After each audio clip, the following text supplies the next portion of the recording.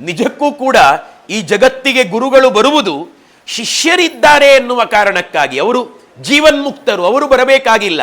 ಅವರು ಸ್ವತಃ ಜೀವನ್ಮುಕ್ತರಾಗಿರುವುದರಿಂದ ಅವರು ಈ ಜಗತ್ತಿನಲ್ಲಿ ಈ ಕರ್ಮ ಪ್ರಪಂಚದಲ್ಲಿ ಬದುಕಬೇಕಾಗಿಲ್ಲ. ಶಿಷ್ಯಂದಿರು ಎಲ್ಲಿ ಇದ್ದಾರೋ ಅಲ್ಲಿಗೆ ಅವರು ಬರಬೇಕಾಗ್ತದೆ. ಒಮ್ಮೆ ಸುಣ್ಣಂಬಳ ವಿಶ್ವೇಶ್ವರ ಭಟ್ಟರು ಒಂದು ಅರ್ಥ ಹೇಳಿದ್ದನ್ನ ಕೇಳಿದ್ದೆ. ಬಹಳ ಖುಷಿ ಕೊಟ್ಟ ಅರ್ಥ ಅದು ನನಗೆ. ಇಬ್ಬರು ನಡ್ಕೊಂಡು ಹೋಗ್ತಿದ್ರಂತೆ. ನಡ್ಕೊಂಡು ಹೋಗ್ತಾ ಇರುವಾಗ ಕೆರೆ ಬದಿಯಲ್ಲಿ ಇವರು ಇಬ್ಬರು ಹೋಗ್ತಾ ಇರೋದರಿಂದ ಒಬ್ಬ ಆಯ ತಪ್ಪಿ ಕೆರೆಗೆ ಬಿದ್ದ. ಆ ಬಿದ್ದವನಿಗೆ ಈಜುವುದಕ್ಕೆ ಗೊತ್ತಿಲ್ಲ. ಇನ್ನೊಬ್ಬ ಇದ್ನಲ್ಲ, ಅವನಿಗೆ ಈಜುವುದಕ್ಕೆ ಗೊತ್ತಿದೆ. ಬಿದ್ದವ ಹರಸಾಹಸ ಪಡ್ತಾ ಇದ್ದಾನೆ, ಮುಳುಗುತ್ತಾನೆ, ಏಳುತ್ತಾನೆ. ನೀರಿನಲ್ಲಿ ಸಾಹಸ ಮಾಡುವುದಕ್ಕೆ ಅವನಿಗೆ ಗೊತ್ತಿಲ್ಲ. ನಾನು ಹೇಳಿದ ಹಾಗೆ ಈಜು ಬರುವುದಿಲ್ಲ.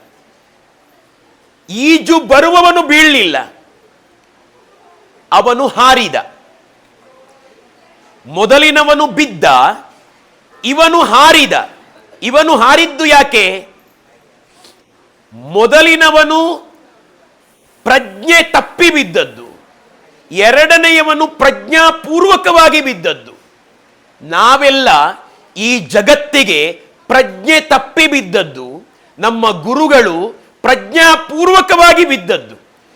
ಗುರುಗಳು ಬಿದ್ದದ್ದು ಯಾಕೆ ಅಂತಂದ್ರೆ ಬಿದ್ದವನನ್ನು ಮೇಲೆತ್ತುವುದಕ್ಕಾಗಿ ಬಿದ್ದದ್ದು. ಅರ್ಥ ಆಯ್ತಾ ನಿಮಗೆ? ಇಲ್ಲ ಅಂತಂದ್ರೆ ಎರಡನೆಯವನು ಬೀಳುವ ಅವಶ್ಯಕತೆ ಇಲ್ಲ. ಗುರುಗಳು ಈ ಪ್ರಪಂಚಕ್ಕೆ ಬರುವ ಅವಶ್ಯಕತೆ ಇಲ್ಲ. ಗುರುಗಳು ಬರುವುದೇ ಶಿಷ್ಯಂದಿರಿದ್ದಾರಲ್ಲ ಅಂತ. ಹಾಗಾಗಿ ಶಿಷ್ಯಂದಿರು ಎಲ್ಲಿದ್ದಾರೋ ಅಲ್ಲಿಗೆ ಬರಬೇಕಾಗ್ತದೆ.